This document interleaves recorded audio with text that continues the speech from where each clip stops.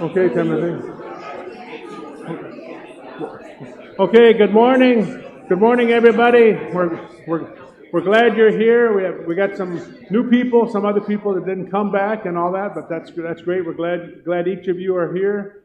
We're going to go ahead and get started. We're not going to sing this morning. My wife's not here yet, so I'm embarrassing her now. But anyway, we are glad to have Dr. Timothy here, my younger brother, and we're thankful for him. I'm going to pray, and we'll turn it over to him. I do want to actually just make a couple announcements. In case you don't know, we are going to have lunch later, but it's going to be after. We have at 11 o'clock. I mean, it's 10, and then it'll be around 12:30ish. So we'll have, maybe it'll be a little before that, have lunch provided here, and then also our own Walter DeBelde has dinosaur bones and dinosaur stuff in the library. No? Oh, next to the book table. So please look at that on the break, and during lunchtime you can look at some of their dinosaur collection stuff. They were in the library, but they crawled out of the library. All right, they crawled out because it hasn't been 68 million years. It's been, sorry, as we heard last night, but it's just been recently that they died. Yeah, sorry. Okay. All right, well, let me start with prayer now. Our Father, we are thankful for your goodness, your faithfulness, your grace, and we thank you for the Lord Jesus Christ. And Lord, we pray this would resound to your glory. We pray you'd give Timothy insight and wisdom as he shares and he talks, and that you would encourage our hearts, that we can trust your word in all things. We thank you in Jesus' name. Amen. Dr. Timothy. If I hobble, it's because my leg muscle's sore. My wife's working me. So I only get back in the summers to my house up there in Saginaw, and there's a lot of chores that have been waiting all year for me. So I had to paint this and paint that and climb around and do all these things. And I'm getting old, so I get stiff after I do things I don't normally do. Some of you know what that's like. And so I got a little stiff quad. But anyway, I want to mention these before I forget. This is a little Henry. We got a few of these dolls that you guys aren't buying enough of. We don't want to ship back to Texas. He's lonely. And we've got 3 books now in the series my wife and I wrote. And so she's here. We can sign these for you. She's usually not with me on a lot of these events. So this is a special treat for you guys because you can get us both. You know, we're both in the back. We can both sign these if you want. So this is the first one in the series, Big Plans for Henry, and then there's 2 others. I won't ruin it for you, but you'll notice on here, and I'll show a picture later, here's Henry, and there's his mom. And his sisters, they have eyelashes. That's how you can tell that they're female dinosaurs by the eyelashes. But in reality, the men usually have bigger eyelashes than the women. So, and the ladies are jealous. That's how it kind of works. But I'm going to put these down. He gets embarrassed when I talk about extinction. He gets kind of mad. But he has a good happy ending in his. He's still, 3 parts, he's still doing well, I think. I think they're all extinct today, I'm pretty sure. Pretty certain dinosaurs are extinct. Some people say there may be some in the Congo, but I'm not going to go look. But there may be. I mean, it isn't a big surprise. We found living fish that died out supposedly 66 million years ago with the dinosaurs. And then we find trees in Australia that supposedly died out in the Jurassic, 150 million years ago, and they're still alive. So there's still these living fossils, they're called. And when I was a student at Western, Stephen Jay Gould, a famous evolutionist, came and spoke in the auditorium, Miller Auditorium over there. You guys know that place, Miller Auditorium? And so he spoke and he gave a big talk. And at the end, I stood up and I had asked a question because he had questions. And I said, well, how do these living fossils, animals that are still alive today that look like they went extinct because there's no fossils of them for, in their story, millions and millions of years? And I said, how do you explain that in your evolutionary theory? He's like, that's a big problem. Next question. And so they are a big problem. So, but anyway, if you did find a dinosaur, it'd just be another living fossil. And so it wouldn't change anybody's view of evolution. They'd still believe their evolutionary stories. But we're going to try to bust some of those today as we go through this. So we're going to talk about, did dinosaurs go extinct from an asteroid, and other myths. So we'll start with the other myths, and we'll get to the asteroid story. Who's heard dinosaurs went extinct from an asteroid? Anybody? We all hear that. I argued with a 7-year-old kid one time. I finally just gave up. That's what he heard. He was a Christian young boy, and he heard dinosaurs went extinct from an asteroid. But there's no evidence for that, we'll see. Well, aren't dinosaurs millions of years old? That's what you hear all the time. Now, if you saw a movie that came out a couple years ago called 65, it was about 65 million years ago. It's supposed to be about an impact, the whole story. Well, it was 65 million. 15 years ago, but they changed it to 66 million about 15 years ago. So what's a million years between friends? They constantly change these numbers around, shuffle them around, but they tell you that they're factual every time they throw these numbers out there, but they're always moving them. So I never used to have my students learn the years because it's rather pointless. But there I am with my daughter. I'm going out to the Badlands in South Dakota, and they're looking at the Sinclair gas station. So if you've ever seen the Sinclair gas station, that's their brontosaurus, basically. And, of course, we also hear that dinosaurs went extinct before humans. Who's heard that? You hear all this stuff. They lived a long, long, long time ago. And the biggest question is, will we ever see these gas prices again? Okay, right? That's what you want. $1.89. Well, maybe not. Maybe. Anyway, here's what the Bible says. Let's start with the Bible. How the Bible talks about animals. It doesn't talk about dinosaurs, and we'll see why in a minute. God created all the animals that walk on the earth, including the dinosaurs, on day 6. And he mentions this in the book of Job. When he's talking about Behemoth, he goes, look at Behemoth, which I made along with you, referring to the day of creation. So the dinosaurs are made, they're the beast of the earth. And so they're part of that beast of the earth. He doesn't name every. Dinosaurs are created to eat plants. So dinosaurs and all animals were just supposed to eat plants. There are specific plants for every dinosaur that God made. That's their big source of food. They gave them all their nutrients. And many of those plants, of course, went extinct after the flood or didn't flourish after the flood. And I think that's one of the reasons why the dinosaurs didn't flourish as well after the flood as well. Because there's more non-flowering plants in the fossil record than there are flowering plants. And so they ate all of these non-flowering plants. So he goes, every beast of the earth I've given every green herb for food. It's the King James. We always do King James because there's churches that only want King James. And it's safer to go King James. Genesis 6, I can't read in the back, so I got to read over here. Creatures that moved along the ground, 2 of every kind, were on the ark, so God didn't exclude anything on the ark, so he obviously would have brought the dinosaurs. If he created them, he would have brought dinosaurs on the ark. And everything on land perished. They had the breath of life by day 150 of the flood we talked about yesterday. So dinosaurs that didn't get on the ark, they all perished.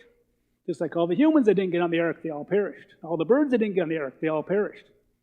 There was nowhere to go, so they had to bring the birds as well. So it wasn't a local flood. We talked about that yesterday. Everything on land perished. They had the breath of life. There was no exclusions. Noah's Ark is really big, and they draw little cartoons like this, but it's at least 450 feet long.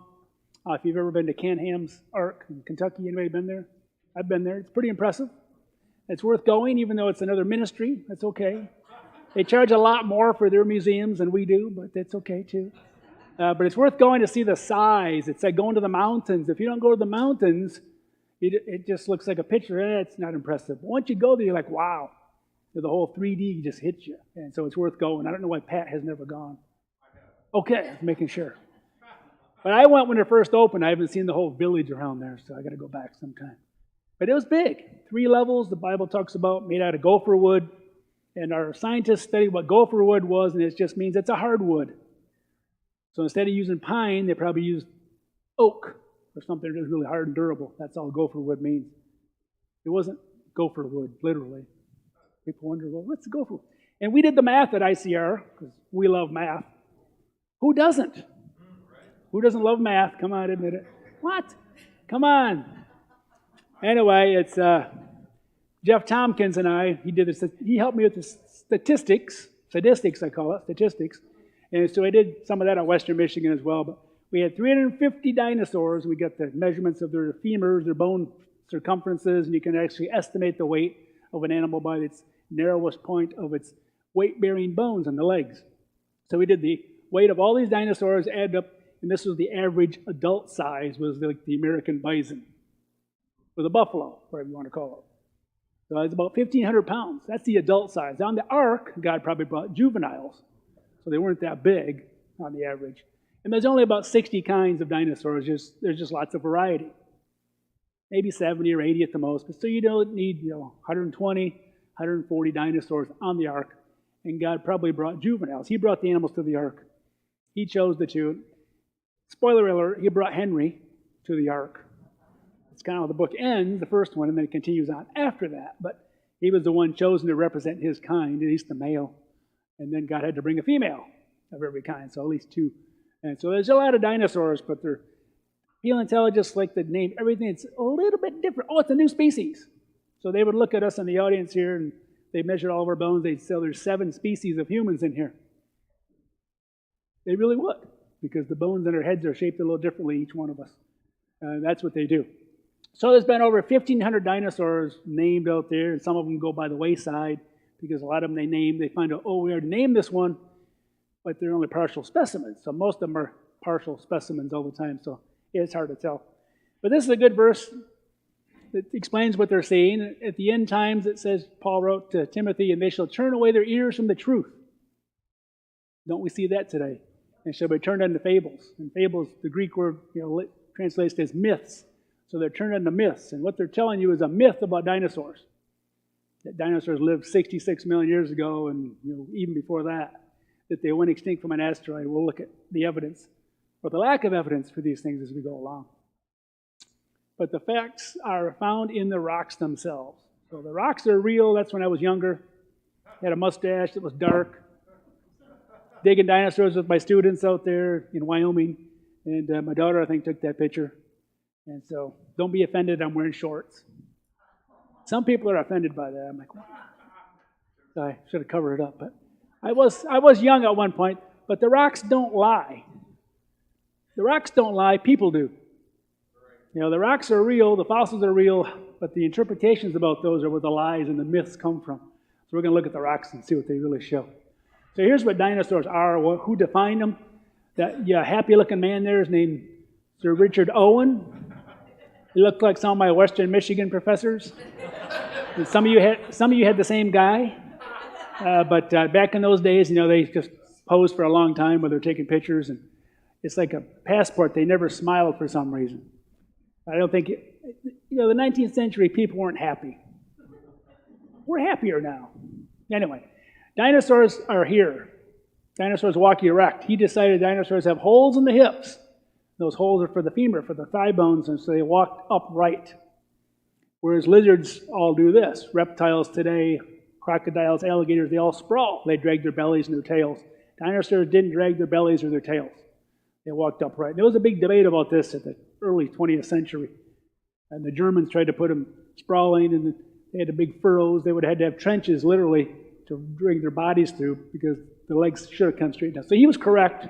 And we found lots and lots of footprints out there that show that they're walking very close together as well. And so it's been confirmed by the footprints that they do walk erect. So they're reptiles that walk erect. That's really what they are. Hopefully this gets going. Oh, it stopped again. Oh, here we go. Let's look at, we've got 4 things. One, the dinosaurs had many ancestors. That's a myth. We're always hearing there's a new ancestor, a T-Rex, new ancestors, but they don't have anything. Secondly, that they evolved into birds. We'll look at that. And people actually say, like your local newscaster, that you look at birds, that is a dinosaur. Some people say dinosaurs didn't go extinct, they just turned into birds. Which is, as Pat would say, utter folly. And we'll see why. So I'll move right along. And third, that they lived about 232, somewhere in the late Triassic, through the Jurassic, all the way up to the end of the Cretaceous, when they suddenly all disappeared, now 66 million years ago. So if you used to say 65, it's got to be 66. But none of those are right, because you go back in time like that, it would just be God. He didn't create anything yet. He always was, always will be. He's the Alpha and the Omega. But there would have been no earth, nothing. There was no time really back then, so it's no way to really tell. We can imagine that. And then dinosaurs went extinct from an asteroid. That's another myth you're going to hear about. We'll talk about that. But that 232 million years ago, that varies all the time. So I always find one a little bit deeper. So I could be wrong there. It could be 235 now. I don't know. I can't keep up myself because they're always finding something new. But they all disappeared because that's when their ecosystem was destroyed completely. As the water went higher to the next ecosystem we talked about yesterday. So let's look at how many dinosaurs had ancestors. We're always hearing about this. Here's ceratopsians, triceratops, and the rest of the horn-headed dinosaurs. Ceratopsian means horn-headed dinosaurs, and triceratops is one of those. There's my daughter when she was, 7 or 8. I can't remember now. Yeah, for scale. I had kids to use for scale. Because if you don't have any scale, okay, it's this big. You don't know the size of rocks or fossils. You need something for scale. So I had kids just to use them for scale. And then I found that they cost a lot of money, and they make my hair fall out. But anyway, she turned out okay. Most of them turned out okay. There's lots of variety, as I mentioned, just like in the room here, if you're all ceratopsians, you'd all look like this. All you have different colors, maybe, and they're making that up. With different horn shapes, 2 horns, 3 horns, no horns, all these ceratopsians, but the same basic body build. They all had 4 legs and a tail and a frill and some sort of horn variety, but the different families had different horn shapes. But every one of these, of course, is a new species, but they're really all probably the same kind.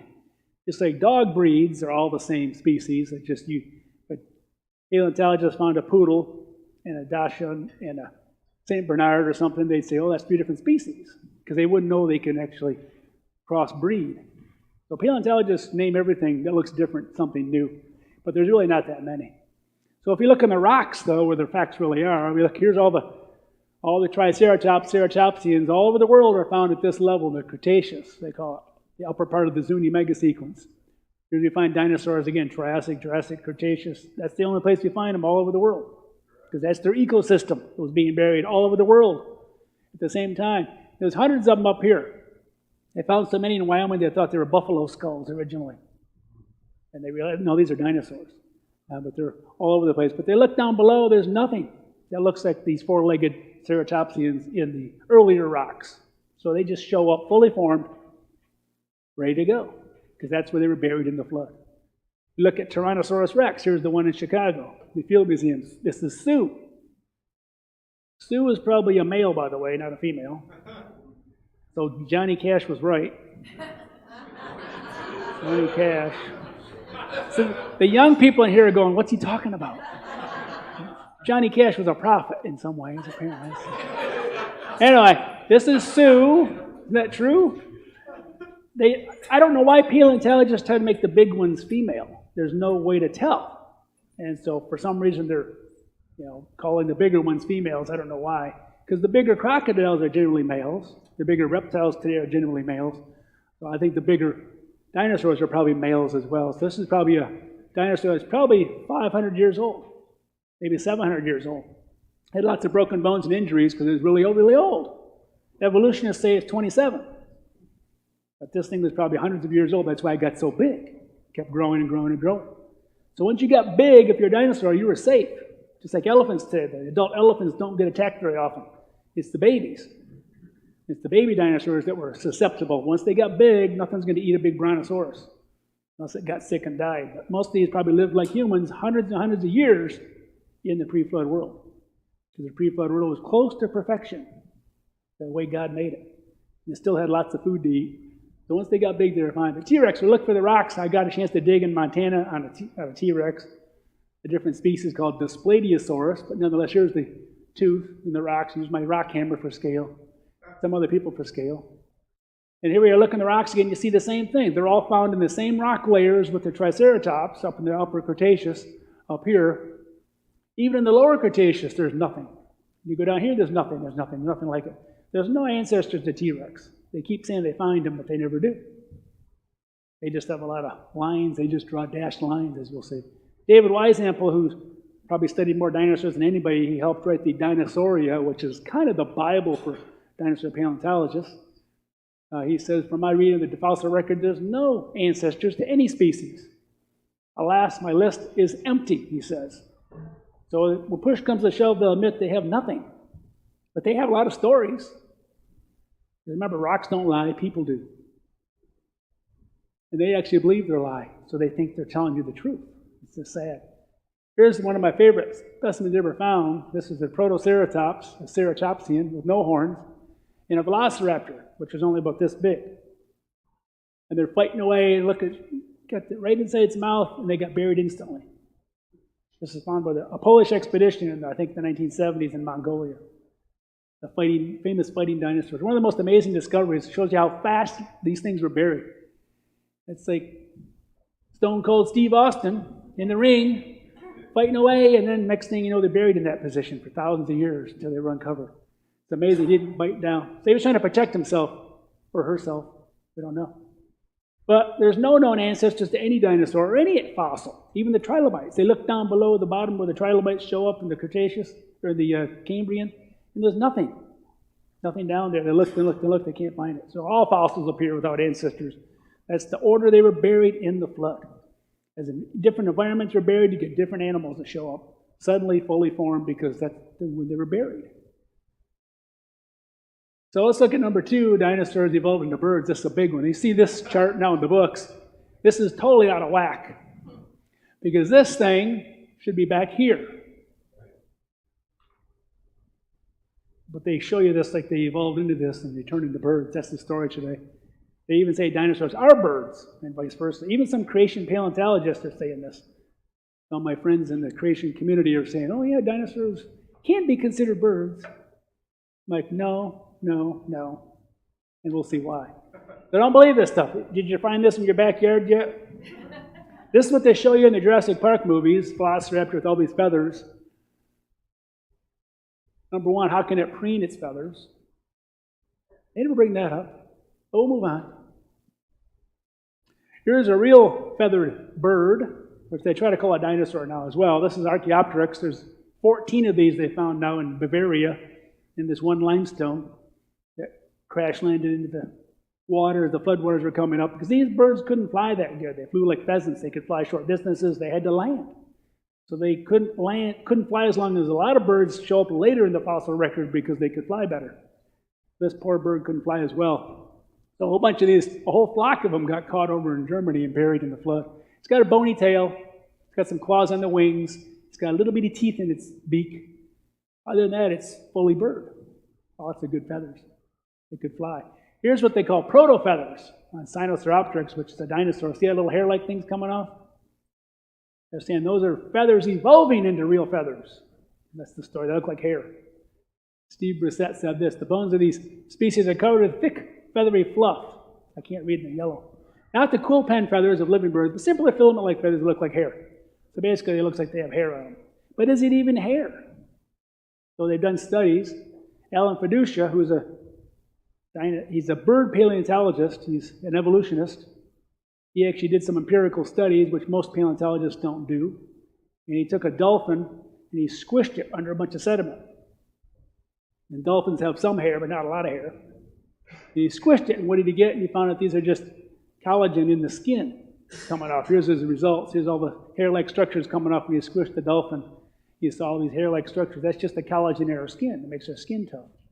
So it says this isn't proto-feathers. This isn't hair. This is just part of the skin that got buried so quickly and got smushed. So it looks like little hair structures coming off. So he doubts that any of this is proto-feathers or anything like hair even. But that's ignored by most of the paleontologists. I asked a few of them about Alan Fiducia, and they're like, huh, Fiducia. You know, he feels the heat that we feel as creationists. You know, they criticize him because he goes against the mainstream science. But he's doing real science. Showing these things really are there's no feathers, that's just collagen in the skin. Those tough fibers in your skin that makes leather and stuff. So these are real feathers. This is Microraptor, which looks just like Archaeopteryx, but found in China. She has a thin, bony tail. There's no bone sticking down here like dinosaurs have attached to the leg muscles and things like that. We'll talk about later. This also had feathers, or had claws and ponytail, just like an Archaeopteryx. I would probably classify it as the same species as Archaeopteryx. But because it was found in a little different layer of rock in China, it has to be a different species. But it's called Microraptor. But this is supposed to be a feathered dinosaur. But nothing about it tells you it's a dinosaur other than it has a bony tail. So unfortunately, many of these specimens come from China, and there's a lot of frauds. Here's an example of one. This was 1999, this came out, called Archaeoraptor. Some of you might remember there's that whole hour-long TV show on it and everything. National Geographic gave this big thing, had an issue in their, I forget what, April issue, I think, of 1999. Some of you might have this. I went to the library to find this, and it's all missing. Most of them threw them all away. I had to go to the downtown Dallas library to find a copy of it. Most of the other local libraries didn't have this issue for some reason, because they made this big case about this half bird, half dinosaur. Look, perfect transitional fossil. We got the evidence of evolution, blah, blah, blah, blah. In reality, it was this. It was a bird glued to a dinosaur. Actually, there's about 3 different species in there that the Chinese that found this knew what the paleontologists wanted, so they glued it all together. They sold it to these guys over in Arizona at a rock and gem show. You never name a new species out of something you didn't pull out of the ground yourself. It's really, really bad science to buy a rock. So if I bought a specimen from one of you guys, I don't know where you got it from. And unfortunately, they glued it all together, and they fooled all the world's most famous paleontologist. Didn't see the glue until they did a CT scan. The University of Texas finally said, something's not right here. And this was all just a hoax. And they had to write a retraction about a year later in the back of the book. So there's a couple different species in there. So they haven't found any transitions. In 2017, way back in 2017, not that long ago, they found out without question T-Rexes didn't have feathers. But yet you still see pictures in books with T-Rexes with feathers. Even my colleagues will talk about Tyrannosaurs with feathers. Not at ICR, but other creation groups. They'll talk about, I'm like, no, they showed there's no feathers. This is their world-renowned paleontology group. Here's the skin of a T-Rex right here. There's no feathers. Scaly skin like all reptiles. We've got hundreds of scaly skin of all different dinosaurs, and none of them show any feathers. But they try to say that things like Microraptor, that was a dinosaur. But those little hair-like structures coming out, they try to claim those are feathers, but there's no evidence for it. So T-Rex wasn't covered with feathers at all.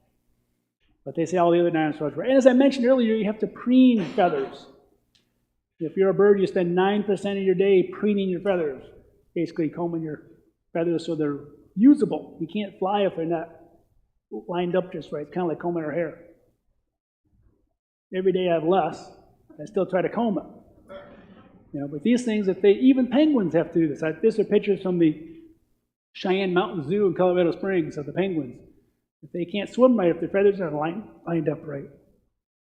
These things, they can't fly if their feathers aren't lined up right.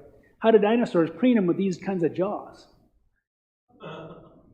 Nobody asks these questions. They just say, oh, these are Velociraptor, all these different things. They just say, oh, no, these are all feathered dinosaurs. And you show them in the movies, and they jump in icy cold water. Like the last Jurassic Park movie, that was really awful. Because I don't think they were even warm-blooded. They couldn't steam the windows up. They were reptiles. There's no evidence that they were warm-blooded. The evidence is pretty strong they were cold-blooded. And so they didn't have feathers and they couldn't live in the cold weather. One of the reasons why I believe they died after the flood. And birds don't walk like dinosaurs. That's the key. Here's some snow in Dallas. We get this much a year. Now we took pictures of the birds hopping around.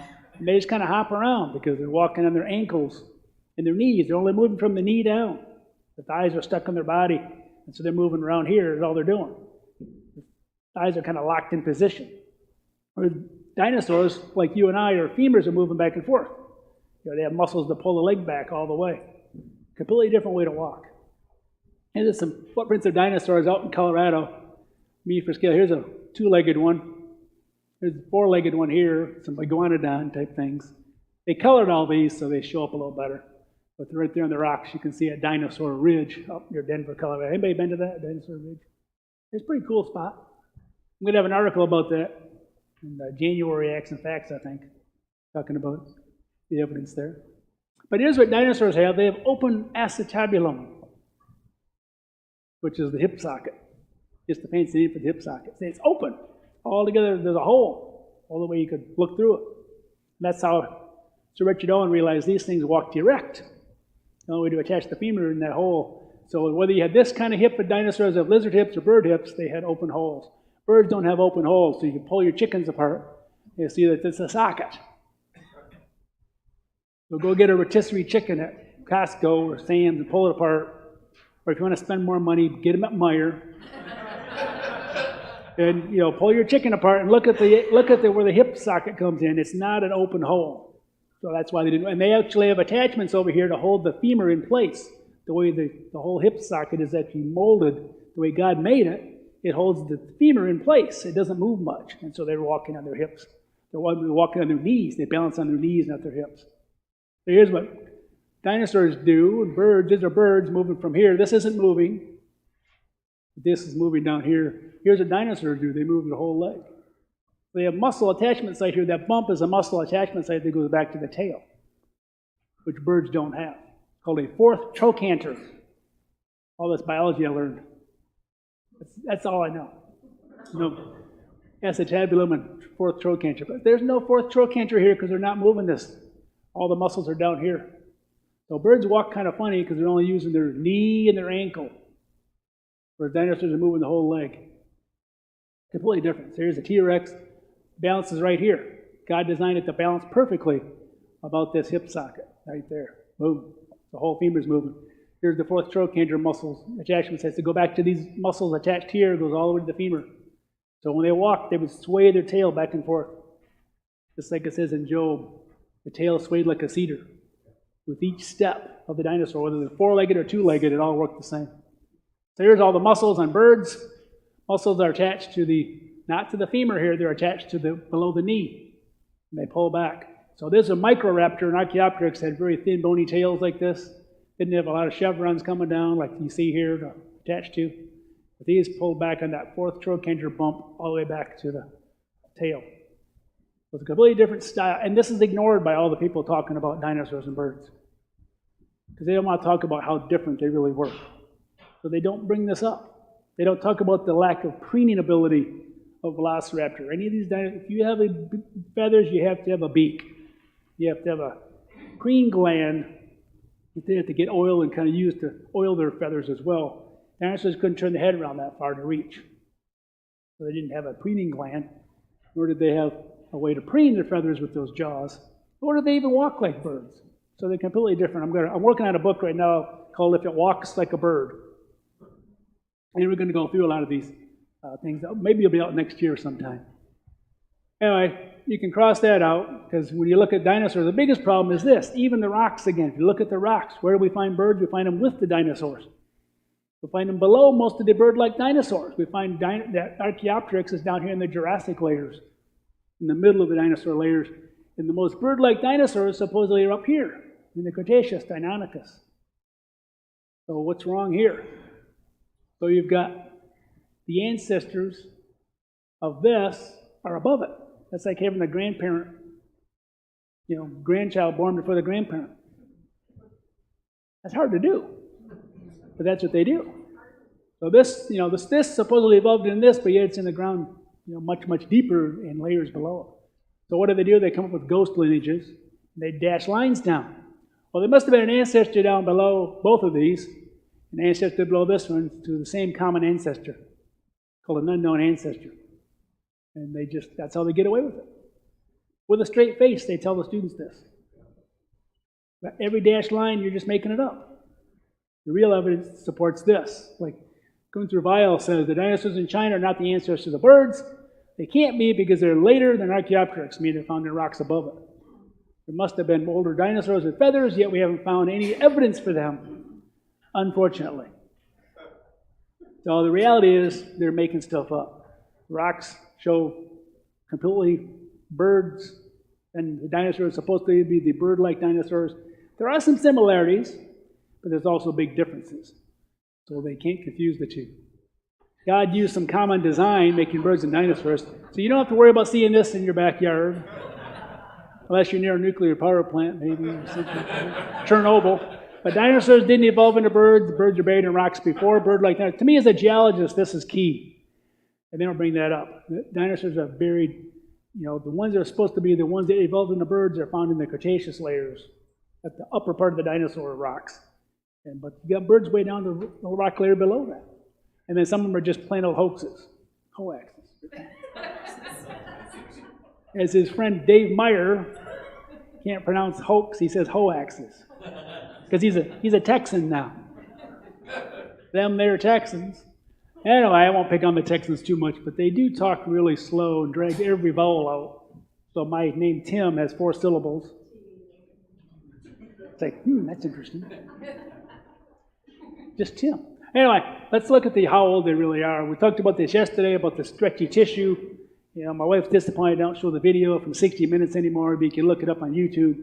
60 Minutes video with Mary Schweitzer. So a clip, you can look this up on your own. But a lot of times churches have bad sound, and it became difficult to show it, so I just took it out. But it really does stretch like a rubber band. And she's like, wow. They interview the scientists, and they're like, that's impossible. But it's because they don't want to believe these things are young. They still insist they're old, they just somehow, some miracle, all these proteins were preserved. And we talked about this already, about the keratin that can't last more than thousands of years. Nothing can last even a million years. We looked at these yesterday. These are red blood cells from a T-Rex, and blood vessels from a T-Rex.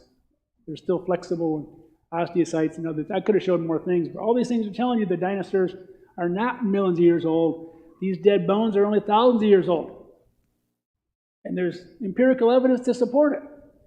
But they still say, well, even though we're finding these, 130 papers now, over 130 discoveries of these, they still insist that they're old. We just don't know how they were preserved. So they have to call on miracles once again, not only to cause dinosaurs to evolve into birds, they also have to call on miracles to explain the ages of these dinosaurs, because the evidence stacks up against it, that dinosaurs are young. So it's not a problem for evolutionists, or it is for evolution, not for creation scientists. Here's a big Spinosaurus they found in Morocco that's 50 feet long, and they found coelacanth fish with it, car-sized coelacanth fish. And coelacanths, of course, are a living fossil that live in the ocean, the Indian Ocean, about 500 feet down.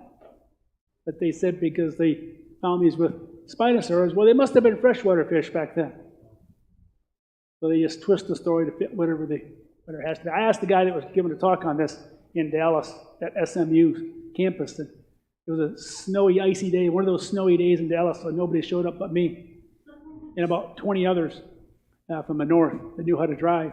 And we got over there, we listened to him, and I asked him afterwards, I said, well, why do you say they're freshwater fish when they're living in the ocean today? He's like, well, it's because they're found with dinosaurs. Okay, we're going around in circles here. So I'm like, okay, just want to clarify that. But it's all because they can't imagine that these things could have been washed in, all these marine rocks washed in, those tsunami waves bringing in all these critters.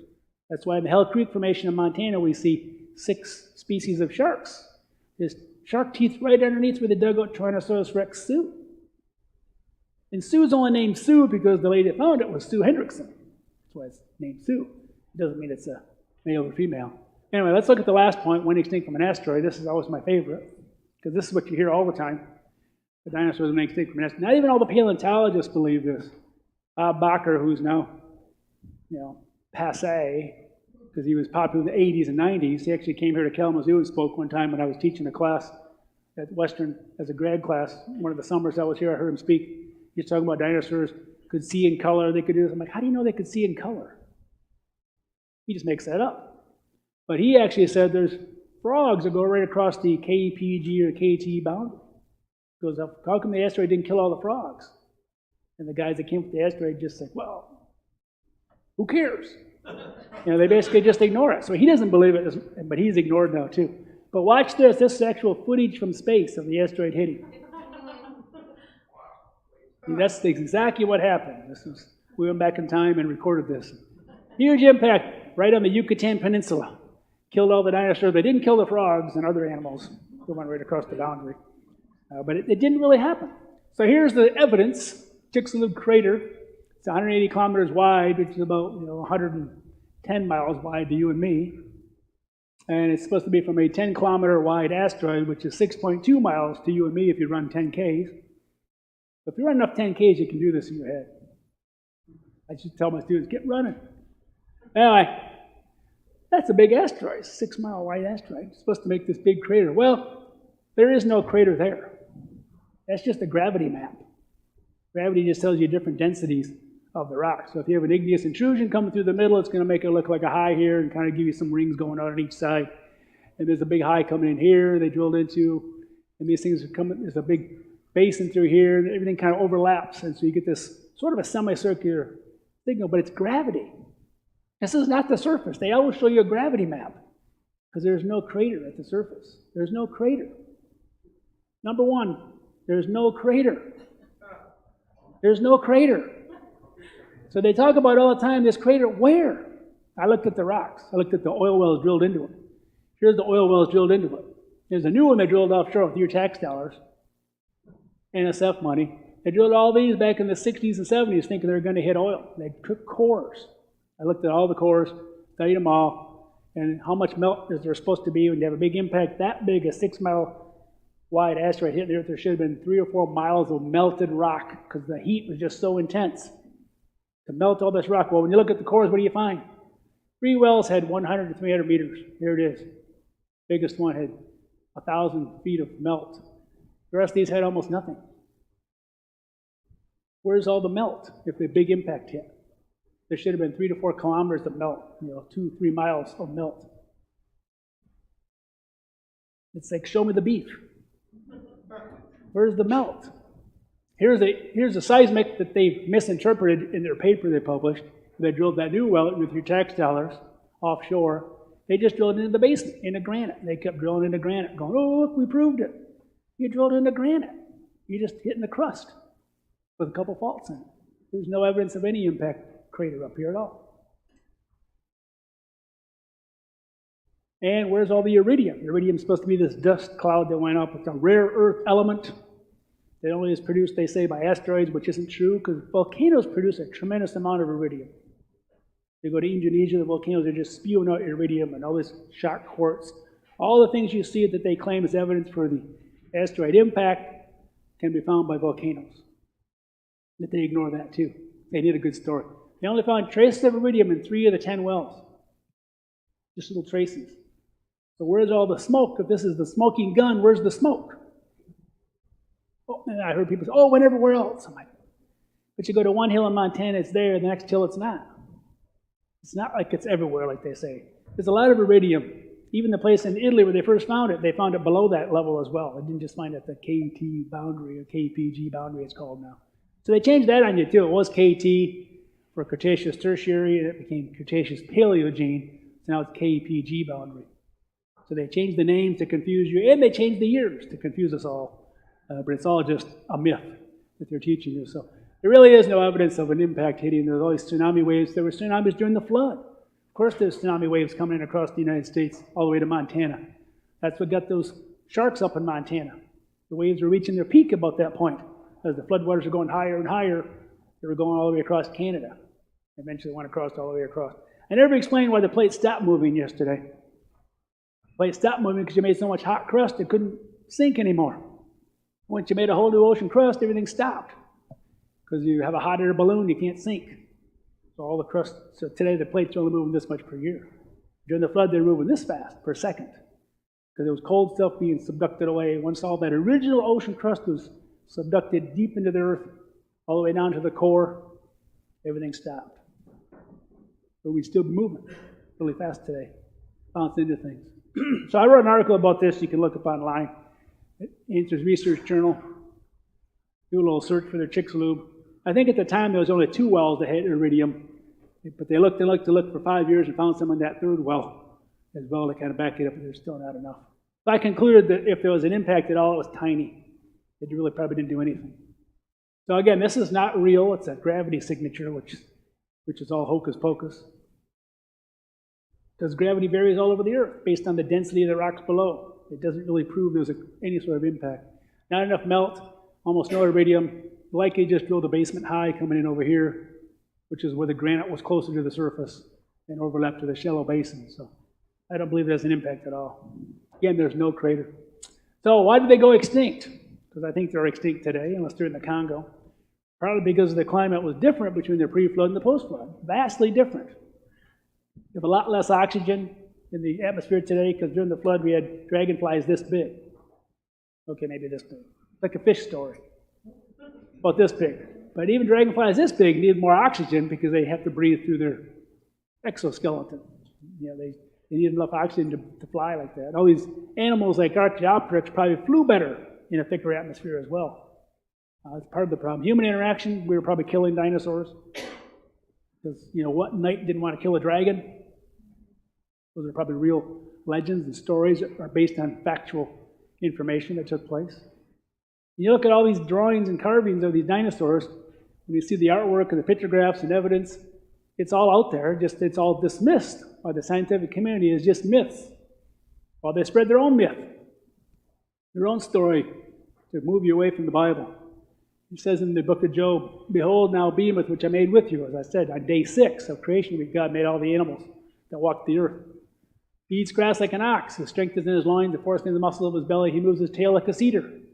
And so these muscles are attached in the back, and they sway back and forth like a big cedar tree. What animal today has a tail like a cedar? A lot of your Bibles will say hippopotamus or elephant. They don't have tails like a cedar. Crocodiles didn't have a tail like a cedar either. They don't sway in the open wind. They might wiggle as they swim, but they don't walk anything like this. Eats grass like an ox. They scoffed at that for decades and decades too. They said there's no grass at the time of dinosaurs. All the paintings of dinosaurs show no grass until 2005. They found in the dinosaur dung in India 5 species of grass with fossils of dinosaurs that look just like this. So these sauropods, the long necks, they found all this dung. They actually were eating grass. So if you follow the parades and you see the horse dung, you can see what the horses ate, or you can see what the dinosaurs ate if you look at their dung. And they show they did eat grass. Even though there's no fossil grass, there had to be grass if they're eating it. So they had to go back and change all their drawings. It's a shock to them. So they really were eating grass. Here's some from the Egyptian Narmer palette. You can see, look at the legs come straight down. Here's the Egyptians with ropes around their long-necked animals. Maybe not quite 100%, but why do the legs come straight down? No animal today like this has legs coming straight down. You can look at this Mesopotamian cylinder in the Louvre. You roll this out, here's what it looks like. Legs coming straight down, long necks, long tails. Heads like a leopard maybe, but nonetheless, what animal looks like that besides sauropod dinosaurs? And the legs are coming straight down. We didn't know the legs came straight down until 1841. 200 and some years after the Bible was translated in the King James. That's why the word dinosaur is not in the Bible. They didn't even have the words yet. They didn't know dinosaurs walked. The legs came straight down, but the Egyptians did. People in Mesopotamia did, because they saw. Here's Carlisle Cathedral, around Bishop Bell's tomb. This little strip of brass all the way around. You can roll it back when they're walking out. You can see these, again, legs coming straight down and 2 long-necked dinosaurs. They don't even let you see these. My colleague went over there, he said, I heard you had some dragons and anything. Well, the chaplain over there was like, people think they're dinosaurs. We don't want to show people. He goes, well, I just want to see what they look like. Okay, I'll show you. He didn't tell me he's a creationist. He goes, those creationists are crazy. They come over here and think there's dinosaurs. But look, the legs are coming straight down. How'd they know? Until 1841. This was about 400, 500 years ago, all that was. And there's this, in this temple in Cambodia, I'm not sure if I got the year right, but it's, less than 1,000 years ago, they had this, what looks a lot like a stegosaurus. The legs are coming straight down again. And you look up here, it's a monkey. It's a water buffalo. It's a lion. All the other animals are real animals. Just like the Chinese zodiac, every other 11 out of the 12 are real animals today. And then they have this dragon. Well, the dragon's probably a rendition of a dinosaur. The dinosaurs are around for a long time. You just wouldn't have any actual photos. And we have carvings and drawings and paintings, and they all show the legs coming straight down, which nobody knew. So, dinosaurs did not have ancestors. We looked in the rocks below where we find them. There's nothing below any fossil. They just show up suddenly in the order of burial in the flood. Secondly, dinosaurs did not evolve into birds. The rocks argue against that we have birds with the dinosaurs before these so-called bird-like dinosaurs.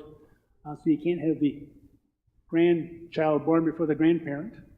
And then dinosaurs are only about 4,500 years old based on the proteins we're finding in dinosaurs. Every year there's 5 or 6 more discoveries. They find more and more proteins. They can't be there if they're millions of years old. And dinosaurs went extinct after the flood. They got off the ark. They survived, some of them, for thousands of years, even through the time of Job, which might have only been a few hundred years after the flood. But they lived thereafter because we still have carvings and drawings and paintings across Europe and across Asia for centuries. Eventually they did go extinct because of that. I don't think they could find the right vegetation to supply their needs as well. And they were living with humans. Before the flood, they were living in different areas from humans. Humans are living at highest elevation, like Canada, whereas the dinosaurs were living in the lowland areas, which is kind of where the Rockies are today. And so they lived in separate areas. That's why you don't see lions and tigers and bears mixed in with dinosaurs. We see squirrel-like animals and beavers and small mammals that lived in wetland areas, but we don't find camels and horses and lions and tigers and bears and elephants with dinosaurs. They find them above the dinosaurs. They all live in the higher elevation, probably with the humans. And so there's a very order to the fossils, it's an order of burial in the flood. When we talked about the progressive flood, it explains the fossil record better than anything evolving. And when push comes to shove, the evolutionists admit there is no evidence of evolution in the fossil record. So I talk a lot about this in my book, explain how all about the 5 major dinosaur groups. A lot of good science in this book, and it shows how they fit on the ark, how many are on the ark. And at the end, it ties into where the dinosaurs lived, in North America anyway. I didn't have the rest of the world done that, but I show why you find dinosaurs out west and not here in Michigan. Because this area is probably a shallow sea in the pre-flood world, where we get all these Petoskey stones, and brachiopods, and things that lived in the oceans. But you really don't have any land animals or land plants until very late. There's a few around Lansing. You can see some coal seams later. But this is, I think this turned out to be a pretty good book. It used to be the second greatest book ever written, but I'm not sure if it is. I don't know if it really is or not, but it's been updated a few times. It published in 2015, but I did a few updates in there. So I got that T-Rex skin in there in 2017, a few things like that. So, and then there's, my wife and I wrote these 3 books. This is the first one. We have a lot of these. Big Plans for Henry. These are for the kids out there that are mostly our grandkids when they were little. They're for about 3 to 7-year-olds. And it's not a very long, but it's a story. Most of ICR stuff is just a bunch of information and facts and boring science. Right? But this is a story. So we actually tried it on our kids, and they actually, the artwork is done really cute, but somewhat accurate. But it's, the dinosaurs talk. And so I put a little note in the front. Note to the parents, don't be alarmed. Dinosaurs didn't speak in the King's English. But it makes a good story. But there's little dinosaur facts and Bible facts in there. And at the end, it talks about salvation through Jesus. Ultimately, God has a plan. This is based on Jeremiah 29:11. God had a plan, even for the dinosaurs. He takes care of the birds, he says. Why wouldn't I take care of you? And so he has a plan for you and for me as well. I didn't know that plan until I was 52. I wasn't 80 like Moses. I didn't kill a man like Moses. But God has a plan. He can forgive anything. And so He'll use you the way He wants to use you if you just allow Him to do it. And just you'll feel. But anyway, here's Henry, and there's his 2 sisters with the eyelashes. And when this book is gone, you got to order this online now. Sadly, we sold them out yesterday. This is probably our best seller because it's $10 and covers a little everything, including dinosaurs and this as well. But unfortunately, you didn't act fast enough, and they're gone. And so we never know how many books to send, but we got lots of other books in there as well.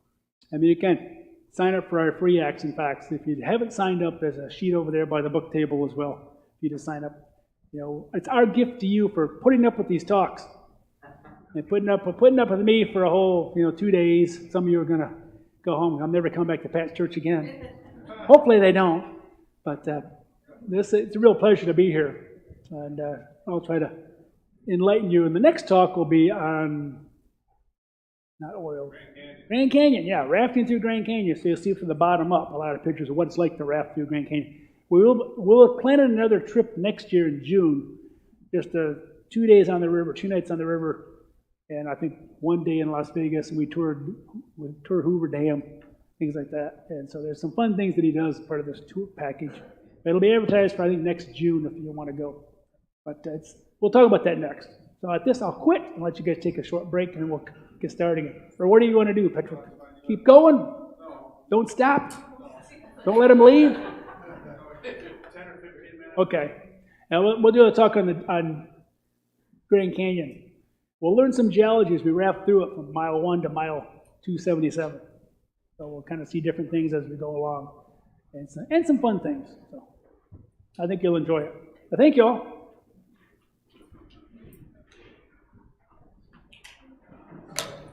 Shut all this off. Shut it off. 10 minutes. For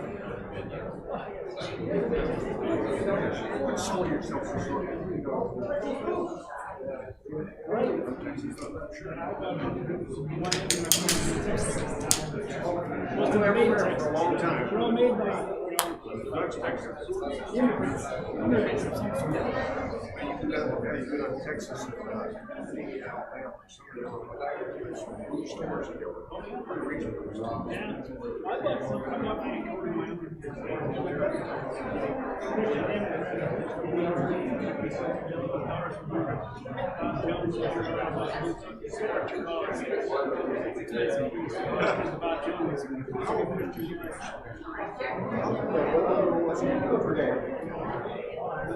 You've solidified a lot of your. Well, I got a lumber too. Not only that, you just like grow, like I can see it. You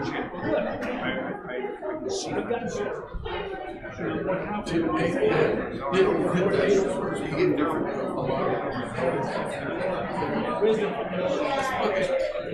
You mentioned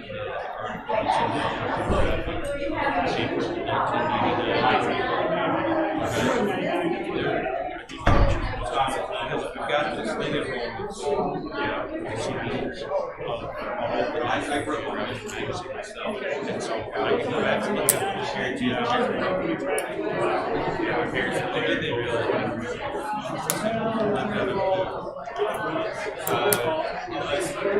It was in a city about 3 hours east of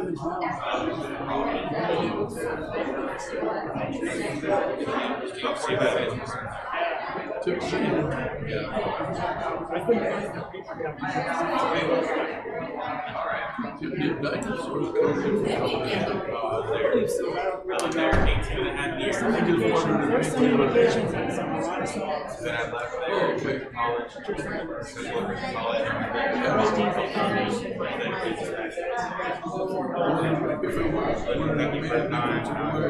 They live in one day.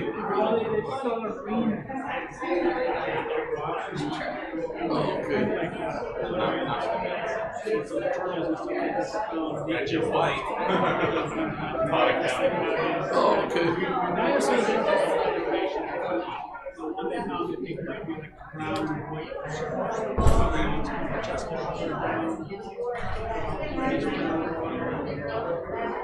Can they find Did you ever get to see the oh yeah, I can see Joe say. In fact, I'm actually in training now because I don't remember colors really. I brought my friend around what color is this? What shade is it? Yeah, I just saw that.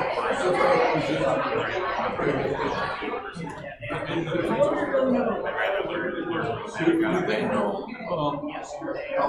how far back they goes with the dinosaurs do have tissue? Training up, setting off. Oh yeah.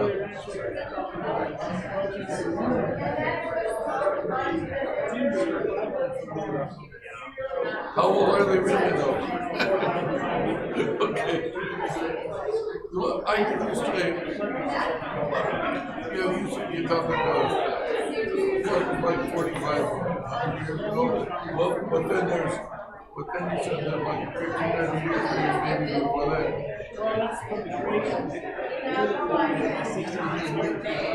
Oh, right.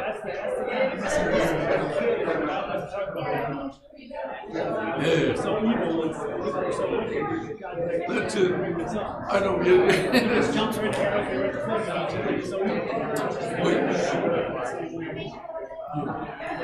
Well, it's interesting that you said that's missing. Well, I was talking to a guy that was very learned, like he knew a different language and stuff, and he's an evolutionist. I said, Clyde, don't you believe that what this all started from a Big Bang Theory? And he said, yes, we do. I said, well, where did that material come from? He said, that's the missing link. I said, Clyde, it's missing because it isn't there.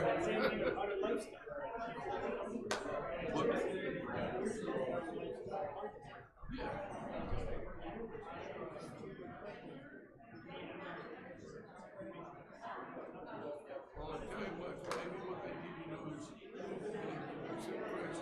but they can ask. I mean, after all, yeah, that's right. Well, the thing is you should ask for the one that was there. share is I have a friend I grew up with in Czech Republic. He grew up, of course, going to public schools in Europe, you know, studying all that. He's very, you know, scientific thought kind of person, you know. And I keep trying to witness him, talk to him and stuff, and he says, you know, he's willing to accept that, but he's like, you know, prove to me that, you know, that God exists, or that this is real. He can't prove God exists. It's fake. It's always by fake. You can't. But if he sees this stuff and sees that, hey, it lines up with the Bible, you know, it can help with that faith that he needs in God. Right? See.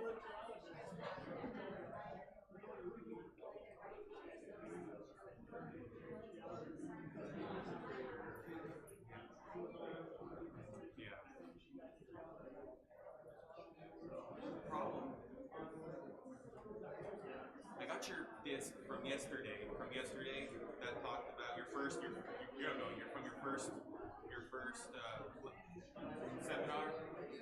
Mega sequence. I bought that one, but the thing is, he's like a lot of young people now. He said it's so hard for him. Like he can't read. He'll watch anything. He'll watch anything. Yeah. Does it talk about dinosaurs and stuff too? Okay. What I was getting at was, do you have the biblical or the book you had for $10 that sold out? That one. Do you have some kind of video that kind of covers a lot of that? I bought that book from him, but then he told me he doesn't read.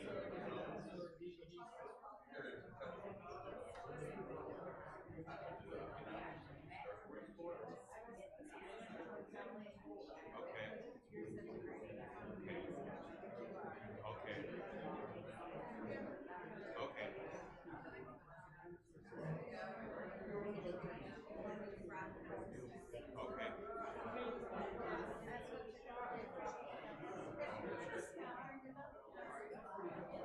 So just get him the carved in stone, this, and maybe that dinosaur one. That should be good if he watches all of that.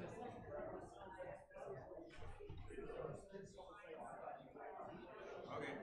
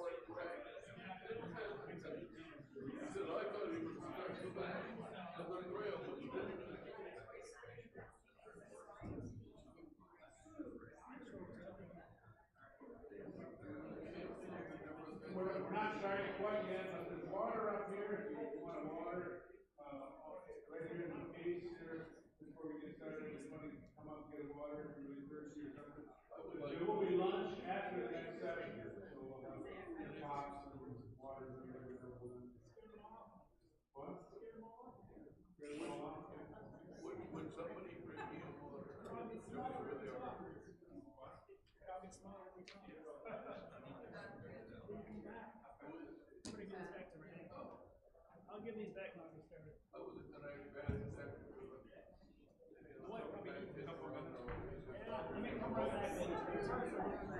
Good. Hey, you're doing that good. Thanks a lot, man. I wouldn't actually want to ask you directly because I didn't know how you're able to do it. Are you? Wow. If you're doing that good, maybe you can take more Frank Dragon on the place than Oh, well, when you were younger, maybe 5 years ago.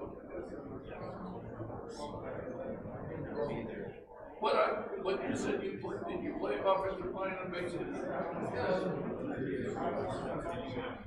Yeah, well, I'm sure Bay City West. I don't remember which one. I know the Bay City, but I didn't watch the Bay City West. Because I'm in Central, and I know about Central played Bay City. Probably did good.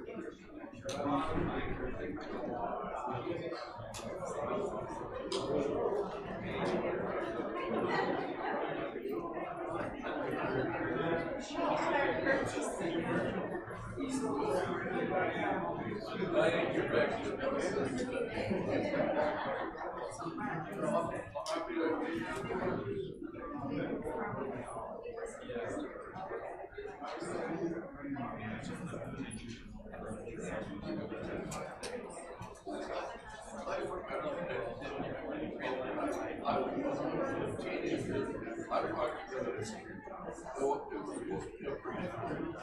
Bird. It was one of my friends, supersonic bird. But he took off and sounded like his dad. He was huge. We're all big birds. Were they ever bigger than they are today? Yeah, there is. I'm sure there's a lot of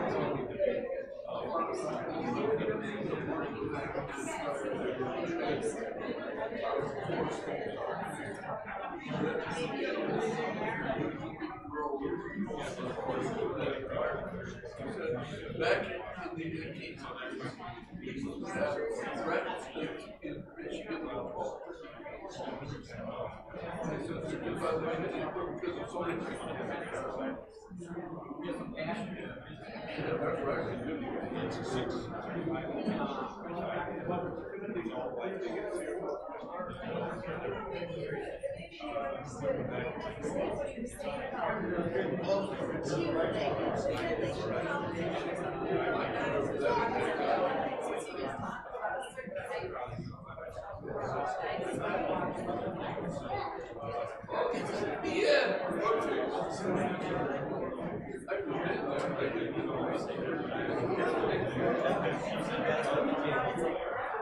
That must be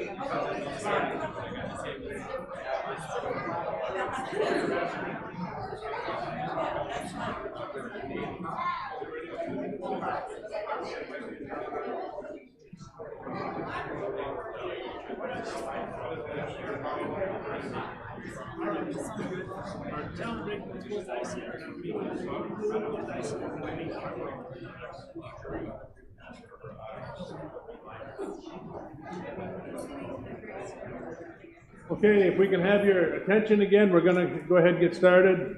I want to, we'll pray again in a moment. I'm going to pass the plates again this morning. I'm not sure what time to do it, but we'll do it right now. Pass the plates again for a love offering for Tim. The money goes to ICR, not him, so I just want to let you know that. But if you write a check, you can make it out to ICR. And not Dr. Timothy.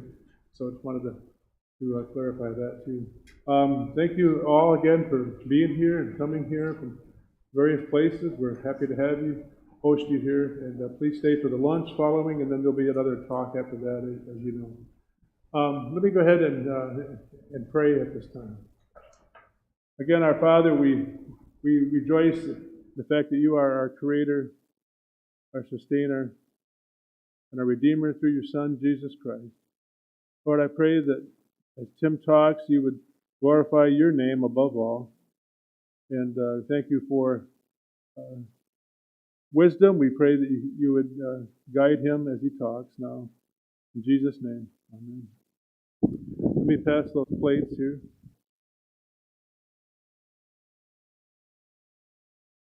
Your generosity last night, too. So, what?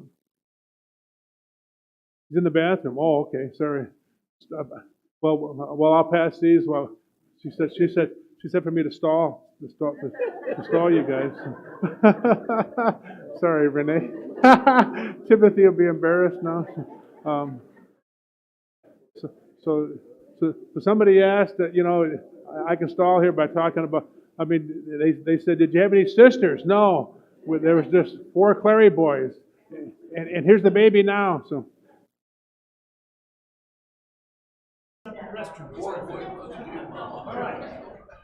Well, this is an interesting talk that I was asked to put together because we had at Grand Canyon every year now. We do a Parks Across America tour.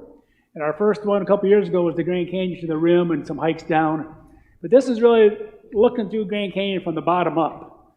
And so we're going to go in, show you how we fly over from Las Vegas or wherever you meet at Lee's Ferry, one way or the other. And you can go down the whole 277 miles. Well, you can't go all the way now because there's a little waterfall towards the end because the lake is down so low that you have to hit a waterfall. So they pull up a little bit early, but nonetheless you can go down on 6-day trips. You can do 3-day trips. Next year we're doing the 3-day trip where you helicopter in, where people helicopter out, and you take over and ride the next 2 nights on the river. And it's worth it for the food. The food is so good. It's like, wow, how do they cook this stuff? They treat you like, wow, it's amazing. The breakfasts are just amazing. The lunches are amazing on the fly. They stop and pull off on the river. They provide all your cots, your sleeping bags. You just bring a little bag of your personal clothes and toothbrushes and things like that, and that's all you need. They provide everything else. And so it's expensive, but it's for many people it's a once-in-a-lifetime experience, but it's well worth it. I've had the pleasure of going about 12 times now. She doesn't like it because there's no cell phones. There's no coverage. There's no way to get a hold of anybody. It's great. After the first day, all these young kids that go on the trip are like, ooh, they don't know what to do. And then eventually, like day 3, everybody's like, this is awesome. You look at the stars, you can see the Milky Way. It's just amazing. And so there's no communication with the outside world. We have no idea what's going on. It's okay. It's glorious. And so you get to enjoy God's created world and all the evidence of the flood right there before your eyes. It's all right there. So it's really cool in a lot of ways, but there's no way. I tell you, if you get a phone call, that's bad. Because they have a satellite phone. If there's an emergency, they can call. And only one time on my 12 trips, they had to do that with a guy that got hurt. But they got him out of there pretty quick. He's fine today, I think. Isn't he fine?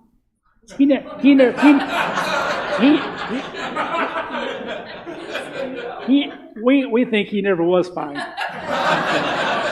But he's a good guy. He worked for ICR for many years. And he's good friends of ours. He really is a good guy. So that's not true, Patrick. Anyway, this is a picture in Grand Canyon. Here we are. We usually have 2 rafts, and this is the first raft going down. So this just gives you a view what it looks like. I never knew how wide it was until I got to the rim a few years ago. I never been to the rim until a few years ago. And so I didn't know. It was like, well, that's really far. It always looks up, and you never really see it. But it's really, really cool to get in there. And the water is always about 50 degrees, and the air is about 105 to 110. Sometimes even hotter. So it's like one extreme to the next. But it does cool down at night, finally. But here's the trip. You go on up at Lee's Ferry by Lake Powell. It's all run by the dam here on Lake Powell. All the water's released.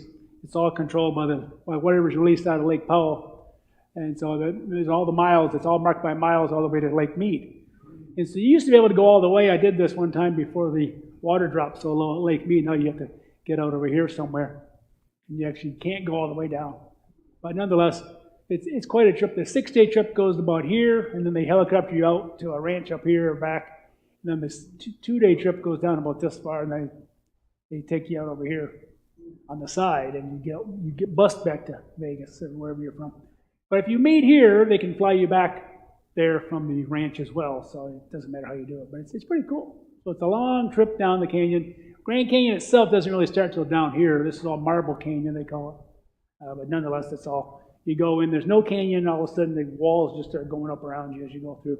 So here's the evolutionary story of Grand Canyon. The millions of years ago, rocks are supposed to be 550 million years old down here, up to 250 or so. Then there's some ice age lava flows that poured down. And the rocks down here are supposed to be maybe 1 billion years old. These are about 2 billion. That's the story that they tell you. But it's not true, of course. And so in the creation community, we just talk about it in terms of flood deposition. These are mid-flood. These are more Upserica mega sequence, the fourth sequence up, starting to get some land animals in them. These are early flood. These are all marine fossils.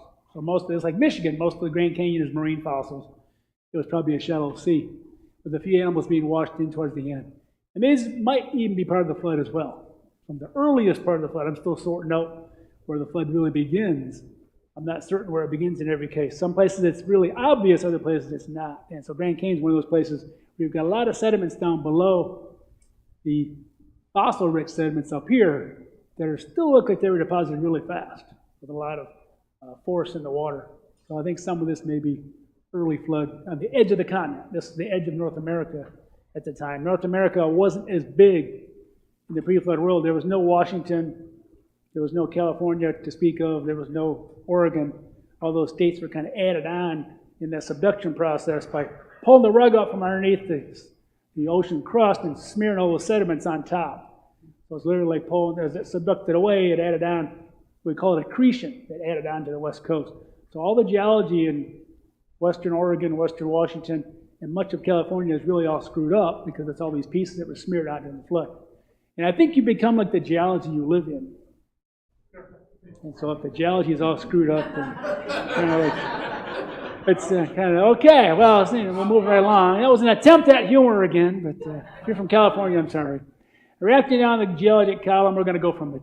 We're going to work our way down from up here all the way down. This is missing. There's a Sauk sequence at the bottom, the Kaskaskia and Upserica, and there was no Tippecanoe. The water in those waves didn't quite get all the way. That's the minimum sequence of all, actually. But all these early sequences are pretty minimal. This was just to cover a little more land. But we'll work through all these names. We're not going to cover most of these, just call them the Supai. We're going to start up here in the Kaibab limestone. The whole top of Grand Canyon is a concrete layer of limestone called the Kaibab. All the rocks above that were eroded away as the water receded, right down to this layer of concrete, which I think solidified fast. Just like concrete does, so it's kind of stopped there. It's amazing how flat it is at the top. It's just one layer, everything above that's gone.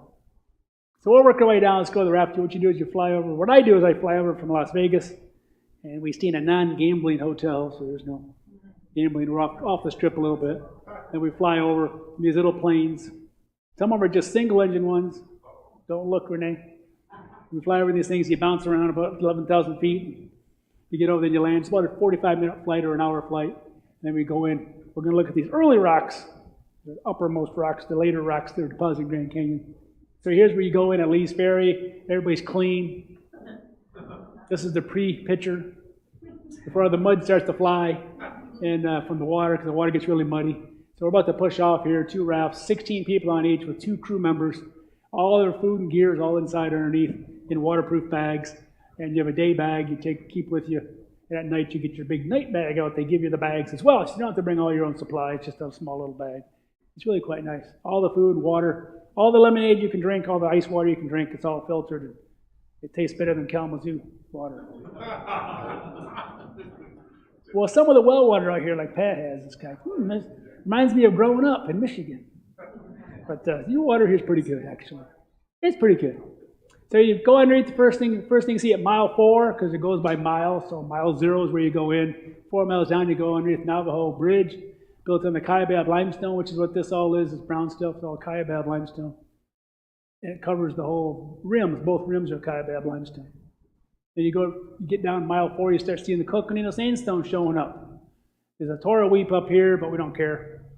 Here's the crossbeds. These crossbeds indicate water flows depositing these sandstones at real high velocity. And so it was actually going in from right to left. So as you deposit these crossbeds, it's like going over a sand dune. As the water waves are depositing, they're depositing the sediments as they transport this way. So everything moved across this direction in this picture. And so those are preserved there. It's like fossils of the water current direction, so we can still map these out. And my friend John Whitmore mapped out the Coconino Sandstone all across Arizona. He looked at all these outcrops across all the way to Wyoming. The same rock layer goes through Garden of the Gods. It's those red rocks in Garden of the Gods. And you still see these cross beds. And all the directions show a common flow direction across to all those states. So it's like one big flow of sand was being deposited at the same time.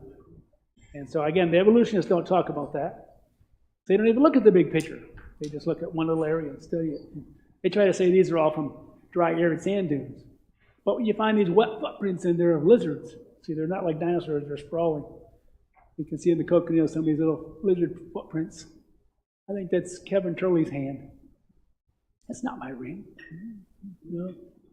Anyway, it's not me. He was for scale. Once again, you need people for scale.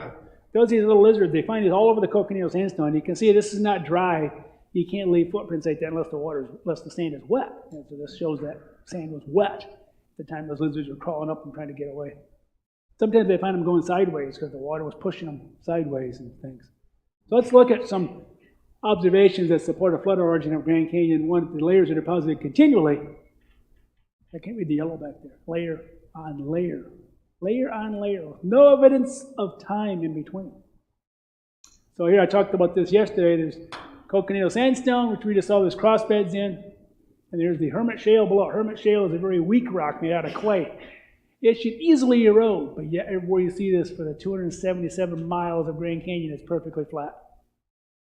You know, where does the world erode things perfectly flat today?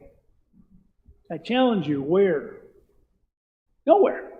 Yet we see this all the time in the rock record as if the world just miraculously planed everything off and started over again. That's telling you that there was no erosion at that level. There was not enough time for erosion. You would layer upon layer upon layer, deposited very, very quickly. We're working our way down again. We'll look at the red wall. We're kind of jumping through all these things. Kaibab, Coconino, Hermit's up here. Then you go down to the red wall, which is this big red rock layer that is in the middle of all the layers of Grand Canyon. And so you see this big red wall, 800 feet high in many places. Pure limestone, pretty much. And at the bottom, there's caves that form in it. Well, this same limestone comes all the way to Michigan. It's in the thumb. It's all the way to the Black Hills in South Dakota. It's in Kentucky, making the caves there. It's the same limestone layer across, just like that sandstone layer I talked about yesterday. This is the limestone layer that covers that same area. The red wall contact here, here's the red wall and the Muav limestone below it. Here's the red wall in red. This gray stuff below is the Muav limestone. 160 million years of time missing right there. Where's the erosion? 160 million years. And it's just a straight line. Everywhere you see it. In some places, there's another rock layer in between that shows up in a few places. But for the most part, you're looking at 160 million years of time between these layers, and there's no evidence of it. Again, where does the world plane things off perfectly flat and then deposit another layer on top? Where does that happen? They don't talk about this in my geology classes at Western Michigan. They just say, isn't that cool? Look, 160 million years of time missing. You can stick your tongue on both. They're like, amazing. And then, but where's the evidence? Where's the erosion? Where's the gullies? Where's the rivers? Where's the streams? 160 million years? I mean, they just throw these numbers around like they're real. Nobody can imagine a million years. Try it. You can imagine 100. You can imagine 1,000. Maybe imagine 10,000. Maybe 100,000, but once you jump to a million, it's like, whoo, it's Canadian money. It's nothing. It's monopoly money. It means nothing. So they went to millions of years, even before they could actually come up with these numbers. Back in the late 18th century, they were talking about millions of years. And they have no idea what they're talking about, because you can't even imagine that much time. Yet they're supposed to be, oh, the whole thing shot down. Oh, here we go. Here's what a flume shows. We did this at ICR. Here's how layers are really deposited. They're deposited flat right across each other. There's no erosion. See, they just dump them right on there. Depends on the velocity of the water. You get different sized materials coming in, different directions, giving you different rock types stacked right on top of each other. So these tsunami-like waves dumped it all on there, just layer after layer after layer. This is exactly what we see in Grand Canyon. Everywhere I drill these cores, that's exactly what we see across the whole country. Layer upon layer upon layer. You can do this at home. You get a little flume, throw some water on it. And then there's rapids. Occasionally we hit a few big rapids you got to hold on for. But these These are big pontoons. The guys up front get really wet. I usually set up here or behind back here because I've had enough. So, but I occasionally go up here and take my shot at it. But there's some big rapids in here. They measure Grand Rapids, the rapids on a scale of 1 to 10 in Grand Canyon. So most of them, they don't go that high. But there's a 1 to 10 scale in Grand Canyon. We hit at least 110 on this. And that really is the skill of the boat guy trying to steer it with a little motor. So he uses the motor to steer it. Mostly we just go with the current, but he steers it with the little motor in the back. So it's the most technically difficult for the person driving the boats. But most of the guys that are doing the boats have done this for 10 or 15 years. And so they've only lost one person, I think, in 60 years. So safety is number one. That was just a couple years ago. On the trip just before mine. I'm like, maybe we shouldn't go. But we went. God provided, and we all got through there really fine. So the layers are extensive in continental. Now they deposit layer on layer, but they're extensive. Here's that red wall limestone I was telling you about. It's in blue. So here's Grand Canyon down here. The limestone's here. It goes all the way across the country, all the way up to Michigan. The Bayport limestone, those things are all Mississippian, so-called Mississippian limestones, all the way up to Alaska and all around. All that blue is the same limestone. When we look at areas in the country, you can see Kentucky, the caves there are the same as the caves in the Black Hills. And the ones in Grand Canyon are the caves there. So you can go to Mammoth Cave. You've been to Mammoth Cave? Pretty cool. Big open holes. You can just imagine the water rushing through there as the flood was receding. That made most of these caves and washed down into these cracks and just dissolved away a tremendous amount of limestone. Same thing if you go to the caves in South Dakota. Anybody been to Wind Cave or Jewel Cave? Did I drag you down Jewel Cave? Honey? Did I drag you through Jewel Cave? Yes. See, all these caves form, it's the same rock layer. She wasn't paying attention. So if you were my student, after I learned your names, I would call you out. I'd call you out by name if you weren't paying attention. Ask them an embarrassing question. Basie's Paradise, you see water coming out. There's a spring here that keeps this all fed. Groundwater coming out the side of the red wall limestone, pretty cool. Then there's Red Wall Cavern, which you go into where there was a bunch of caves here, and the river caused those caves to all collapse and all smoothed it all out. So this was a series of caves that goes back quite a ways in a big sandy area up here. It's really nice. Then we can see a lot of fossils in the rocks. These are full of marine fossils because they're early flood deposits. So it's really kind of a cool thing. Then the first night we were there on this trip, it was raining, which it doesn't do very often. But it was raining, so we set up a tent. They provide tents as well if you need them. But I normally don't use them. We just sleep under your cots because it's too hot in the tents and look at the stars. So there I am drinking water, hydrating. And it was raining. Then it stopped raining just before dinner. And it never rained the rest of the trip. That was the very first night. So this is a little bit of a rugged place. Normally we have a little vegetation in between to give us some privacy. But they can't always get the spots they want. But that was a pretty good trip. So let's look at the naudolite deposit. Again, those, you don't have to bring that stuff. They have it all. It's all provided in that raft. Amazing how they fit it in there. There's a naudolite deposit at the bottom of the red wall. Here's these naudolites, these big, long cephalopod animals. I'll show you a picture, like a squid with a shell stuck in them. These are straight ones. Some of them are coiled, like the chambered nautilus is coiled. Similar sort of family that God designed these cool animals that swim around the ocean at mile 35. There's a big deposit of this stuff that goes across this big area. Not just Grand Canyon, it covers 5,700 square miles across 3 states. One big deposit of cephalopods, all in the same layer. So one big deposit spewed out and got covered. This is what they kind of look like, we think, in real life. So it's like a squid stuck inside of a shell that swam around backwards, presumably. But they're very, very common in the fossils. But today, those types are extinct, but we still have chambered nautilus. Let's go down a little deeper into the early sequences. The Muab limestone, the top of it. It's all pitted by the water when the water used to be higher before the dams. And so it's kind of a cool texture. We got to sleep on those ledges one night. That's my cot over here. I think that's me back there hiding from everybody. Yeah, but these are these guys that are like snoring all night. Again, there wasn't a lot of coverage here. Normally there's vegetation in between most people. You get a little privacy. Again, we didn't set up tents because people went up here and hid. You wash down here in the river a little bit. By the way, you pee in the river. You wash in the river, you brush your teeth in the river, but you use, water. You don't drink the river water. But it's the solution to pollution is dilution. And so all this goes in, and you know, urine is sterile unless you have a bladder infection, so you don't really notice it. But there's so much water going by, so many thousands of cubic feet going by, that all the liquids are supposed to go in the river. And they do provide 2 toilets that you do your other business in, but they don't want you to fill it up with urine. So you pee in the river, then you go find the toilet. One of the toilets has a tent around it for modesty, but I like the open air one. So you just get this beautiful view. Some of them just beautiful views of the canyon. You're sitting there going, it's like, I could read a newspaper here for hours. But they have chemicals in it, so it doesn't smell as bad as outhouses either. It's really quite an adventure. Again, all these cots are provided. The sleeping bags are provided. It isn't like we got matching sleeping bags. That's all provided by the raft company. So you have the same sleeping bag, you know, you use every night. You have a number in your bag, and so everything's numbered. Then at night I give lectures between the appetizer and the main meal. Oh yes, appetizers, and then the main meal. That's quite an impressive meal. You get 16-ounce New York strips one night on the grill.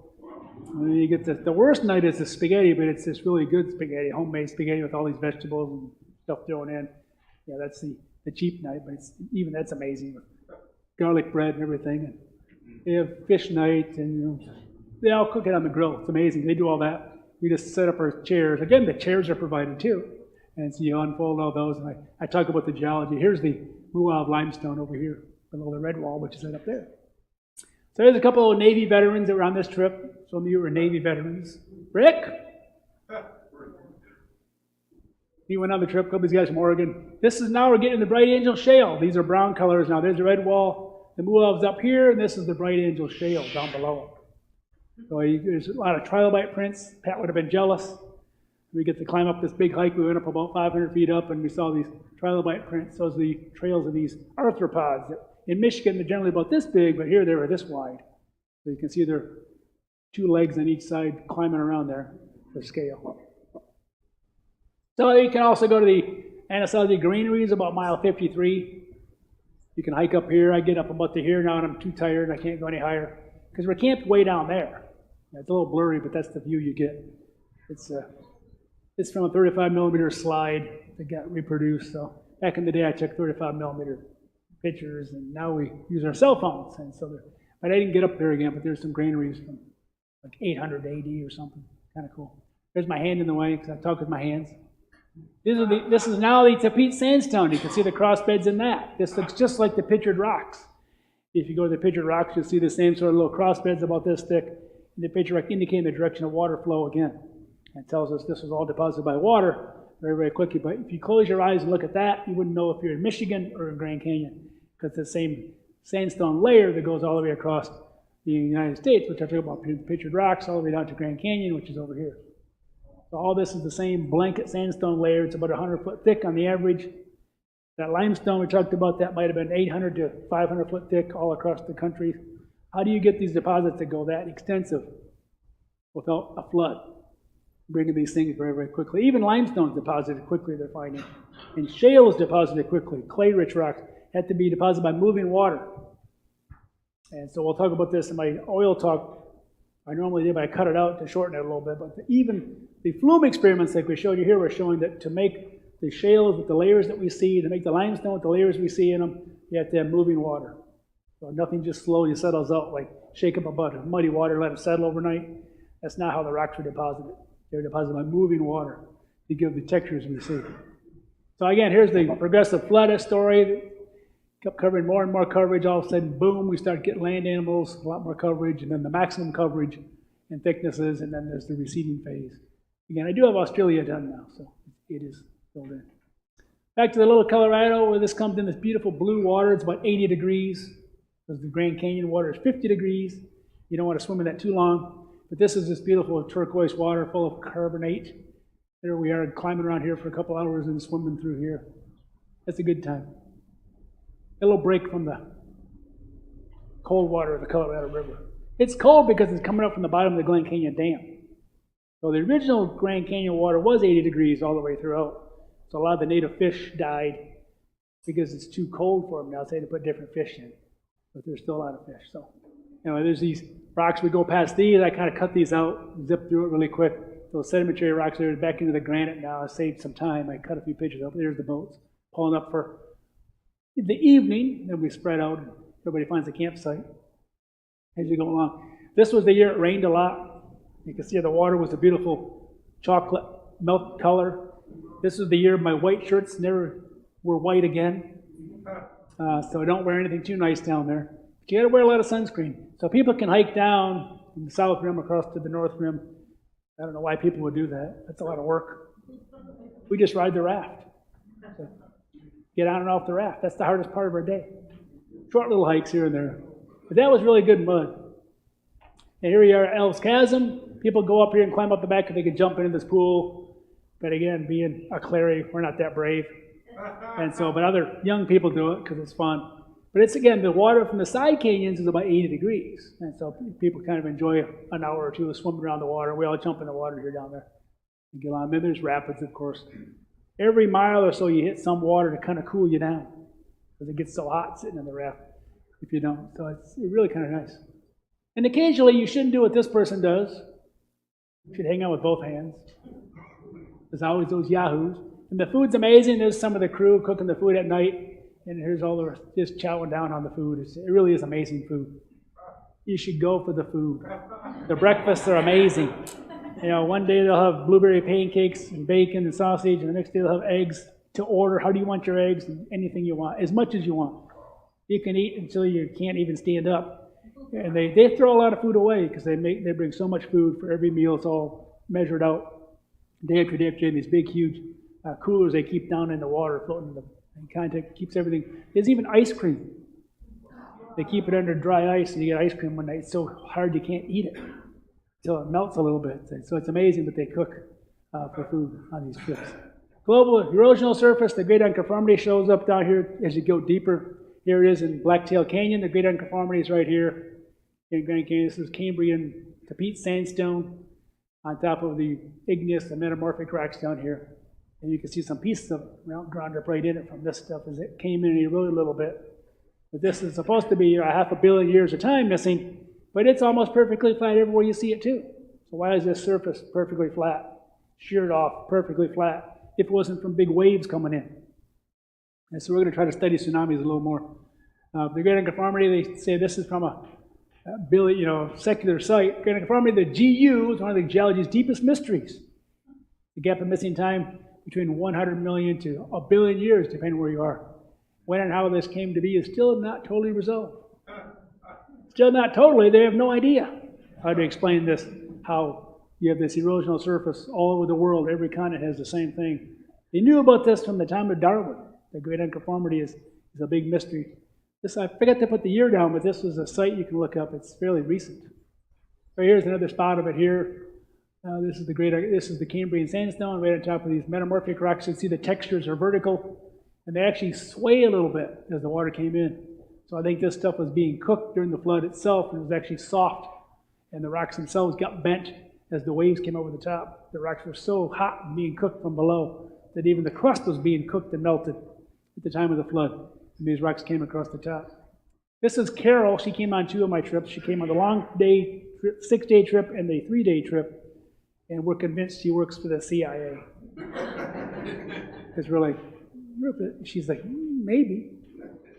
But she was from Eastern Oregon, where they're a little more conservative. But she was a really, really nice lady. Didn't say much. So we were worried about her the whole time. But she was really, when you get to know her, she was really nice. So here's a model again. Here's what you're looking at, the peat sandstone, all these different layers of the flood. This pre-flood, maybe, some of this may be part of the flood, but these igneous and metamorphic rocks definitely are part of the pre-flood. There's supposed to be all this time missing, but yeah, it's perfectly flat. Look at that boundary, boom. There's the Precambrian, there's the Pt sandstone. Everywhere you look, it's almost perfectly flat. Occasionally there's a little bump, but for the most part, it's perfectly flat, just like the layer on layer upon layer. So what could create a surface perfectly flat? Nothing today is doing this. So it goes against their own uniformitarian ideas. It's just craziness. Here's a Great Unconformity in Colorado Springs. On the Pikes Peak granite, there's the Cambrian sandstone. Here we are in Cody, Wyoming, heading toward Yellowstone through those tunnels. Cambrian sandstone sitting on top of the Precambrian granites again. It's all over the country. You can go to Wisconsin, it's there. You can go to Michigan, it's up there, sitting on the Jacobsville sandstone. It's everywhere you go. You go around the world, it's there. How come it's always there? Because the flood covered everything. Flood caused the erosion, then it started depositing on top of it all. Deer Creek Falls, we go to this place as well. We hike up the hill. There's a big hike canyon way up to the top, and you go through this little grotto. You don't want to know. If you fall here, you fall down about 200 feet to your death. And at one point, it's about as wide as a speaker. You're going against the wall. But the guide is there holding you kind of the whole time. And I won't do that again, probably. I did it last year just to do it one last time before I stopped doing it. But anyways, people just play in the water down here again. But that water's coming down over 100 feet down, and you can't even get close to it. It's causing such a pushback from the air. It's amazing. Anybody ever done this trip? I mean, one of you needs to go. And you go, you know, that Clarey guy, he was right. The food is amazing. The geology is amazing. Everything about it's pretty amazing, but it's, after 6 nights, you want a shower. And so here we are in Havasu Falls. Again, it's that color of blue. I'm sorry, it's a lot of focus. This isn't my picture. Again, I stole it from somewhere else on the website. But you get to play around for a couple hours in there. And this is where one of my colleagues fell and hurt himself off one of these ledges as we were walking back. But it only went that far down. If he'd have fallen the day before off that hike we took, he would have died probably. But God's providence, he only fell about 20 feet. He fell backwards, tripped over his own feet and fell backwards. And the guide was right there. She pulled him out of the water. He knocked himself out. He would have drowned in this much water. But she pulled him out, and he hit his head pretty hard and broke some ribs. We helicoptered him out. That's when you get the call you don't want to get. So you don't want to get the call. Your husband's hurt. But I don't. I listen to my wife once in a while. She says, don't do anything stupid. So I keep hearing that in my head, don't do anything stupid, don't do anything stupid, don't do anything. So I try not to do anything stupid, except for that little hike. And then the lava falls. This is the 10 out of 10 generally. This is the most technically difficult rapids to get the raft through. And it's one of the biggest rides. It's amazing ride right toward the end where you start really seeing lava flows coming over the top. So you're at mile 179. You're almost done. If you're on the 6-day trip, this is your last day. And the next morning you helicopter out. And so you get through this. And from there on, the rapids are smaller. So if you do the short trip, the rapids aren't as big. Here's the helicopter comes in. They take you out by your weight. You can lie about your weight. They weigh you. There's a scale they bring down. They weigh you before you fly over, so they get the planes balanced right. Then they weigh you when you leave, so if you have a lot of rocks, they know. So I don't take rocks. But these guys run the ranch. It's about a 15-minute flight up and over to this ranch, and then they fly you back on those small planes again, either back to Lee's Ferry if you drove to Lee's Ferry, or they fly you back to Vegas. It's that ranch when you get off here. It's kind of cool. It's the Bartend Ranch up on the North Rim. And then if you go in at that point, which some of you could do next year, we'll fly in from the Bartend Ranch. We'll do the last 2 days. You see these lava falls. See this lava flows that poured over the top. So the canyon was already there. And then during the Ice Age, these lava flows came over the top and poured down the side. Here's the lava flow that got cut into by the river. And you can see the inside of a lava flow, all those columnar joints, they call it, like Devil's Tower. That's how these lavas cool in these big columns. And so it's really amazing to see these things, but they poured down. They're called lava waterfalls almost, because they're not doing it today, but during the Ice Age they were doing all this. And then you get into the deep gorge and how the water sculpted all these really cool structures as you go down them. It's amazing. That's part of that basement rock at the bottom. We hiked to Travertine Falls on this trip at mile 220. You go up this little ladder and they help you up. And again, you can slip if you're not careful, but the guides are there helping you. Go through the whole thing. They take you back to the waterfalls. Here's this little waterfall back there. You can stand underneath this 80-degree water again coming down. So you get a little brief shower. It's kind of nice, actually. There's one of our guides, ladies. And there's me and Kevin Turley. He's the guy that runs the landmark events. He's the one that gets me to go every year to help him out. So he's actually shorter than I am. So I thought I was short. But he's a really good guy. He runs landmark events. He's the one that we work with. He does a lot of trips all over the world. He does the Reformation trip to Scotland. He's big on the Reformation, how important it all is. But he's a Southern sympathizer, Pat. But we don't talk about the Civil War, because he's from Tennessee. So anyway, I just remind him once in a while that we won. But Kevin's pretty funny. He's a great guy, great Christian guy. Anyway, here's the boat coming in towards the end. We're not so clean here. Everybody's kind of like, whatever. And you just get in and you're done. And so eventually then you get on a different boat, they motorboat you out in a 50-mile-an-hour speedboat where you better hang on to your hat because it'll go flying right off here, and they get you to the dock where they finally bust you back to Vegas. So you end the trip. 2 nights on the river is all that short trip is. So if you just want the taste of it, that's the trip for you. A lot of wives get dragged along on these trips and they're not happy. 6 days on the river is like, But you get used to the routine after about 2 days. But the 2-day trip is just the flavor and it's not so bad. But that's where I caught COVID. On one of these trips, the 2-day trip from a guy that had both shots and he was shedding the virus. He got 8 of us sick on our raft. And so then I went to Wyoming after that and I was filming that Carved in Stone DVD. I'm like getting sicker and sicker and going, it was awful. But I caught it from a guy that had both shots. Can you imagine that? What did the government say? All right, wait, canyon carved by receding phase. I believe the receding water. There's other people out there like my good friend Steve Austin who says it's carved by these lakes that burst and all that. I don't think that's the case. His interpretation is the flood ends earlier than I think it does. So he didn't have any water, so he's like, there must have been some lakes. So he's been trying to find evidence of these lakes. I don't think there were these big lakes that burst in this case to make the canyon. I think just the receding phase provides the water. So here's kind of a quote from a paper, Acts and Facts, that Brian Thomas and I wrote. Most of today's secular scientists assume the Colorado River carved Grand Canyon over 6 million years. That's the current story. But today's flow rates simply don't have the power to push 1,000 cubic miles of rock. You got to get 1,000 cubic miles of rock out of there. A mile cube, 1,000 of those. That's how much is missing all the way to the Pacific Ocean. As we'll see in the line, it's swept clear. It's gone. There's very little debris in Grand Canyon. There's a few thousand years worth of debris is all you have. Now, how would a little river sweep all this stuff out of there without a massive amount of flow? So, you look at it, this is what the rim looks like. I never knew it was that wide. So I was looking up from below. It's like amazing. All this is gone. There's the inner gorge down here. You can see the river barely. There's the Pt. sandstone and the great unconformity down here at the bottom. And so if you've been to the rim, that's what you probably saw. But we learned a lesson from Mount St. Helens that you can carve a 140-foot canyon in a single day through solid rock by a water flow that burst in the 1982 eruption.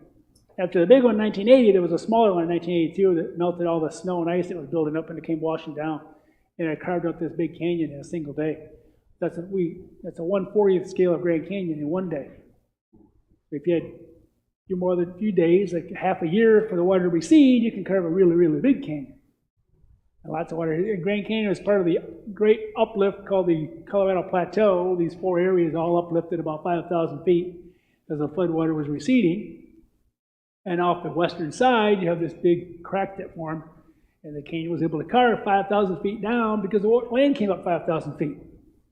So there's Paladuro Canyon way over here in North Texas in the Panhandle in Oklahoma. It's the second biggest canyon in the United States, but it's only 700 feet deep because the area didn't rise 5,000 feet at the right time. So the land's coming up and the water's going down. It was able to carve this really deep canyon. It all went to the west because it was draining off as it went down the wrong way.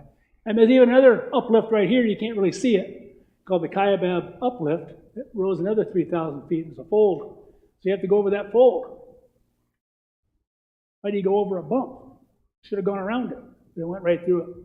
Just like in Rattlesnake Mountain in Wyoming, why does the river go right through this uplift that came up?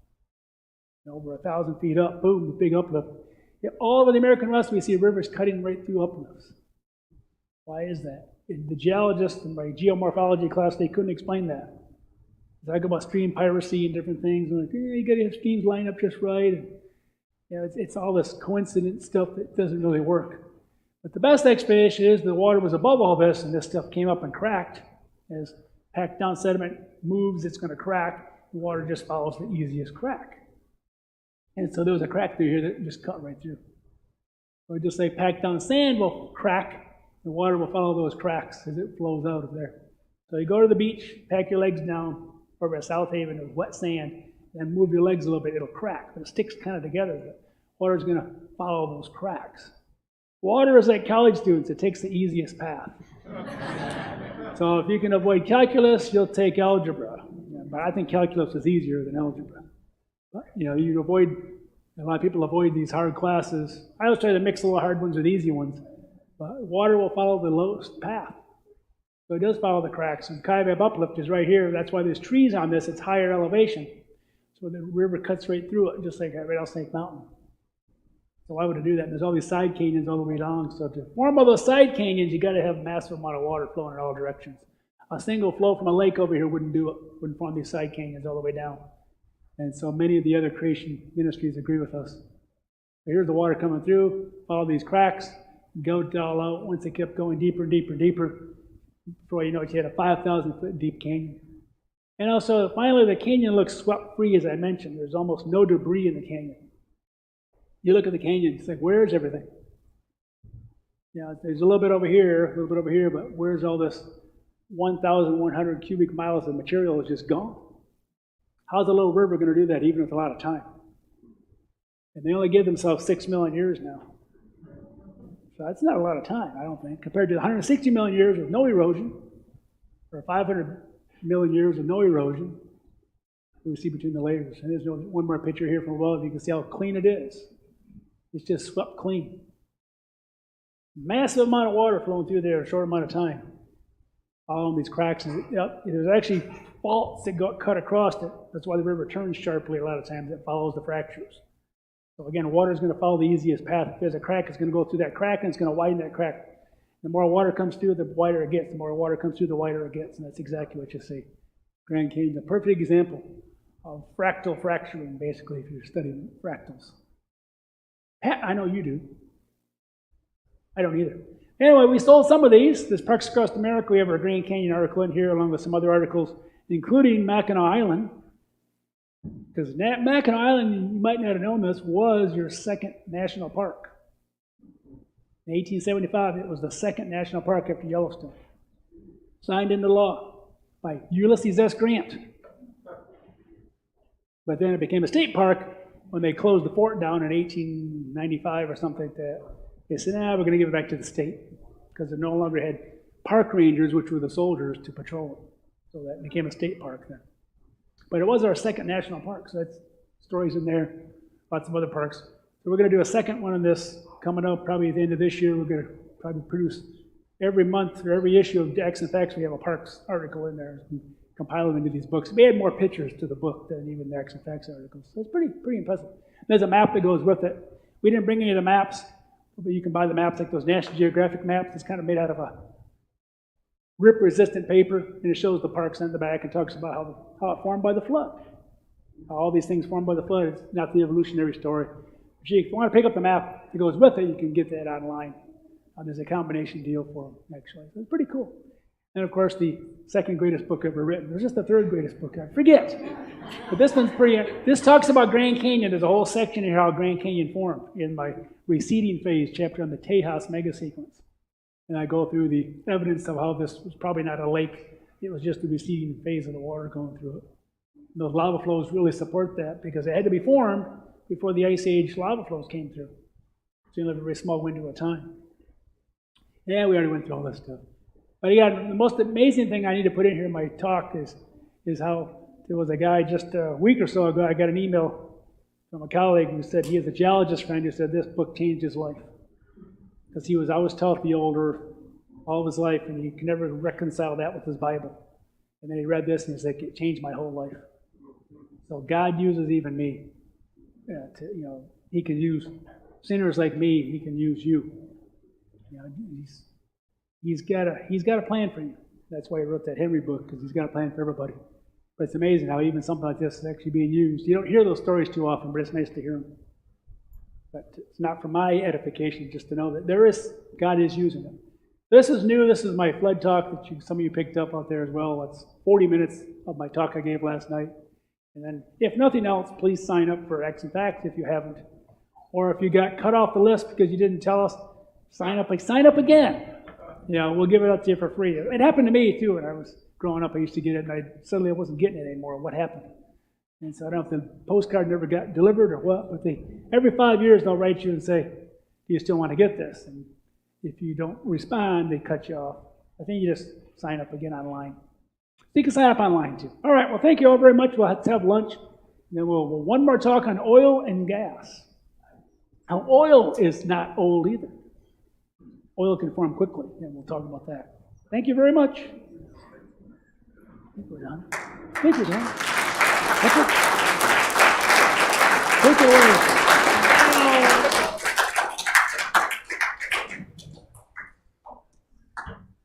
Well, let's go ahead and pray for the lunch at this point, and then we'll eat together. And we'll keep on meeting one more session, and then there'll be Q&A at the end. So whatever time Tim's done with his next session, it might be a break, and then he'll come back for if you've had a question on your heart and you can't get hold of Tim.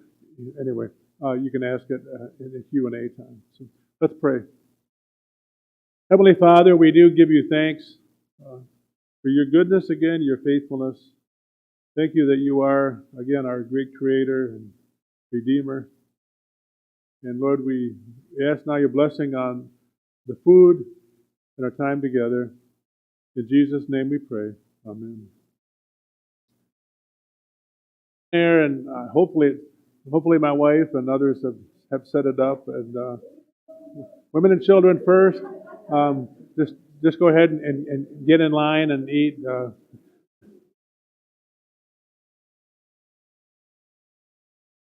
Should you be back? I don't know. We planned about an hour for lunch, so 1:15 or so maybe.